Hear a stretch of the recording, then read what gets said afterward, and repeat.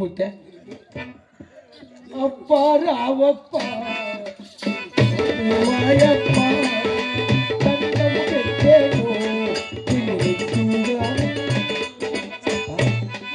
ఇప్పుడే నీ పెద్ద కుమారుడు గోవిందరెడ్డి తండ్రికి వెళ్ళి అడిగి విచారించుతున్న తండ్రి. అడిగి విచారించిన? అవును. ఏం చెప్పారా? మీకు 7 మంది కుమారులు అంట కదప్ప. అవురా? 6 మంది కొడుకులకు ఎద్దులు ఉన్నాయంట, శ్రద్ధాలు చేస్తానంట. నీ చిన్న కుమారుడు ఉన్నది, నువ్వు బాగా చదివిస్తాండవు. అవునవును. 4 మంది నీ చిన్న కుమారుడు ఎంగల్రెడ్డికి ఎద్దులు లేవంటప్ప. అవునా?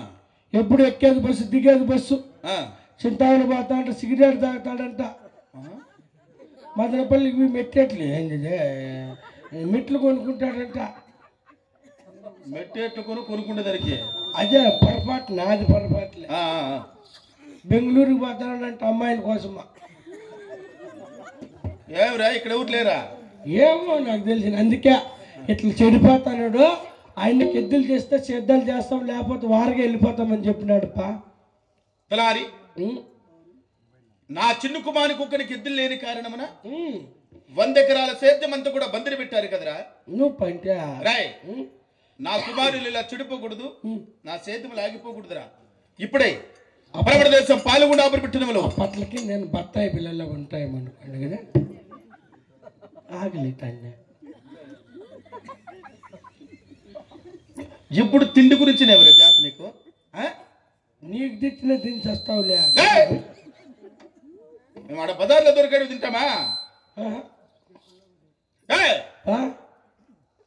నా చిన్న కుమారికి ఎద్దులు కావాలంటే పరమణ దేశం పాల్గొండ పెట్టినలో నా చిన్ననాటి స్నేహితుడు సరదాబు గురువు ఉన్నాడు. అవునవును. అతని దగ్గరికి వెళ్ళినా మనకు కావాల్సిన ఎద్దులు కొనిస్తారా? అవునుపా. ఇప్పుడు నేను మత్తపురునికి వెళ్ళి ఈ రెడ్డి వారి ఆజ్ఞని నా భార్య అమ్మా నా భార్య నా భార్య నిజమేపా. ఏంపా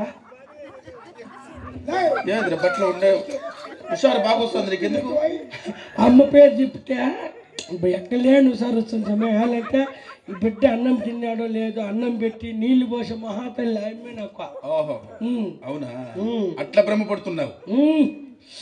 అంతఃపురానికి వెళ్ళి నా భార్య నా భార్య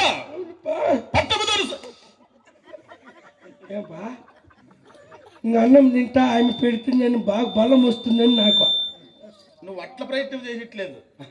ఏమో యుద్ధానికి సిద్ధమైనట్లుందే. చెప్పు బా, 2 ముద్దలు తినేస్తా అమ్మ పెడితే ముద్ద అంటే తింటావంతే. అంతే.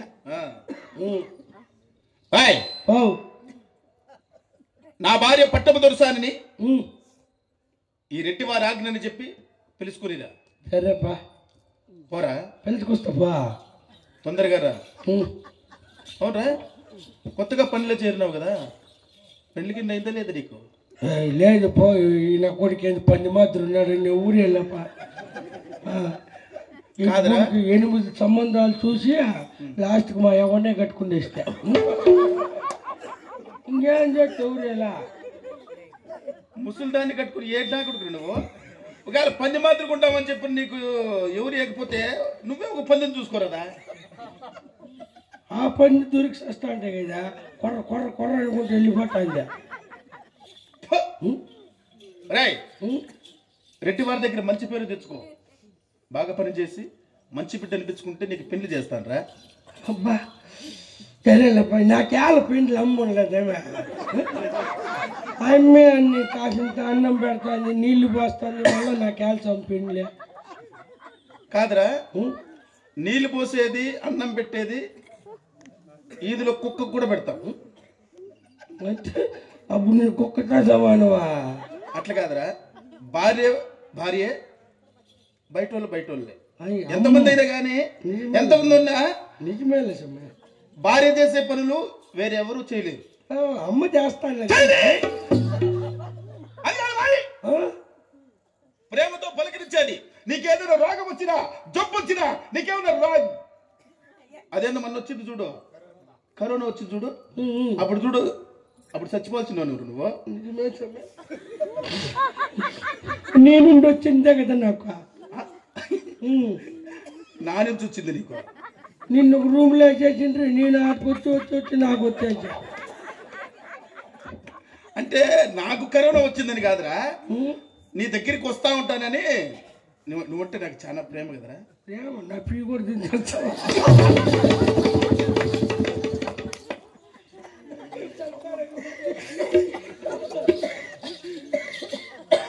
అట్లాంటి ప్రేమతో నీ దగ్గరికి వస్తానేమో అని చెప్పని నన్ను ఒక రూమ్లోకి వేసినా, నిన్ను ఒక రూమ్లోకి వేసిన. నిజమేసిందా? అమ్మని పిలుచుకొచ్చినా పిలుచుకొని జాగ్రత్తగా పిలుచుకోనిరా. సరే. ఒకవేళ రాను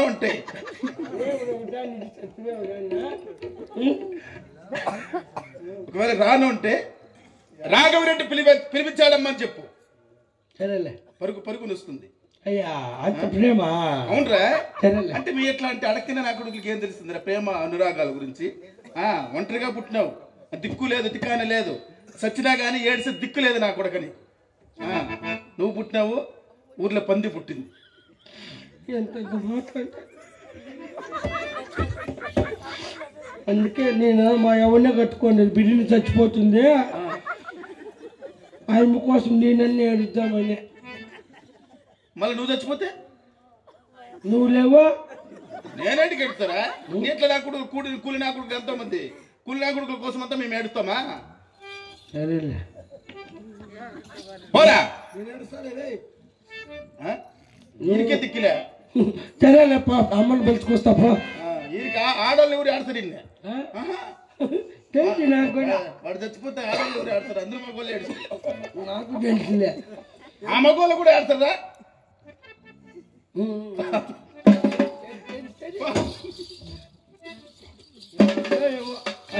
మా దర్శనమ్మా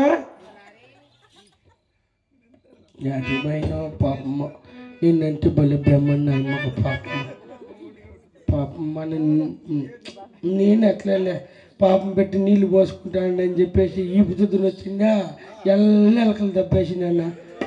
అంటే ఏందో అని భయపడిపోయినా కాలు కింద చేయి పెట్టాను, తప్పక్కన పడిపోయా. నేను గమ్మునున్నదే అట్లా మల్లుకుండేస్తా, అట్లా ఇట్లా ఈ ఇక్కడ మళ్ళీ అట్లా మల్లుకుండేస్తా. యాడేమో చెల్లియాని వైతే వస్తున్నా. ఏమో మనకి పొద్దు పట్టింది చెల్లి. మాట్లాడతాను నేను. ఏంటి అరికథ చెప్తా అంటే పడిపోయిన నా కొడుకు అదే 10 మందికి చెప్పలేమే. నీకైనా పనివా గబ్బు నా కొడుక పడిపోయినావు, ఏదో బాధాసమడి చూపిస్తాము, నువ్వు బాగా రెడీ అయినావు కదా. నేను పడిపోయింది కథ ఏమిట్లేదు కానీ అమ్మని ఎల్లెలకలు దెబ్బేసినా నేను. అమ్మని ఎల్లెలకలు దెబ్బేసినా ఏ బుద్ధి వచ్చిందా ఇట్లా కాలు కింద ఇట్లా పక్కన పడిపోయా. నేను వదలలేదా అదల పక్కన లేదు కూర్చొని పెట్టి తప్పు అయిపోయిందమ్మని కాళ్ళు పట్టుకొని వాళ్ళు చెప్తావులే. కాళ్ళు పట్టుకొని కాళ్ళు పెట్టుకొని లేదు పలుచు కూర్చుని అమ్మనా జాగ్రత్తగా పోయి జాగ్రత్తగా పిలుచుకోండి. సరేప్ప. అమ్మ చాలా సుకుమారిరా. నువ్వు పరిగెత్తి ముందర వచ్చేసావు, వెనకాల రాలేదు. నెమ్మదిగా దగ్గరుండి పిలుచుకోండి. సరేలే. మీ మాదిరిగా అట్లా ఇట్లా పెరిగిండేది కాదురా. సరేలేప్ప పిలుచుకొస్తావు కదా. తెలుసుకొస్తావు అని చెప్తాడవో నా మీద అనుమానంతో ఉండవో నాకేం దిక్కుదల్ల తండ్రి. ఈ పొద్దు చంపేసిరా మమ్మల్ని. అనుమానం గురించి కాదు నేను మాట్లాడుతున్నది. నా భార్య చాలా సుకుమారి, నేల అడిగిపెట్టి నడిచే రకము కాదురా, అప్రూపంగా పెరిగింది కదా. అట్లాంటి దాన్ని నువ్వు ముందుగా పరిగెత్తి వచ్చేస్తే నా భార్య ఎట్టొస్తుందిరా. అది దగ్గరుండి గుర్రపు పంటలో పిలుచుకుంటురా. సరేలే. సరే వస్తున్నా.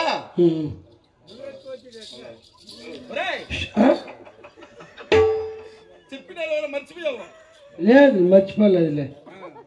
ఇది ఎట్లా మెట్టిట్లు తింటారా నా చేతిలో? లేదుపా. అసలు ఇంత నల్లగా ఎట్లా పుడితేవారు నువ్వే? ఏమో మా అమ్మాయి నన్ను కాకిపిల్ల అనుకుందంట. కాకిపిల్ల? కాకితో వర్ణిస్తాడు కదా, నేను బాధపడదు అంటే దానికంటే అర్థమన్నా ఉన్నాడా? అమ్మారా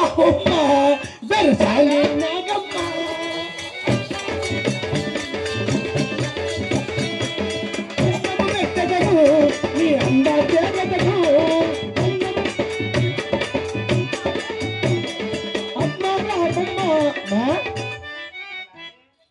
ఏమి లేసముండా కొడుకు దొరికిరప్ప నాకు మా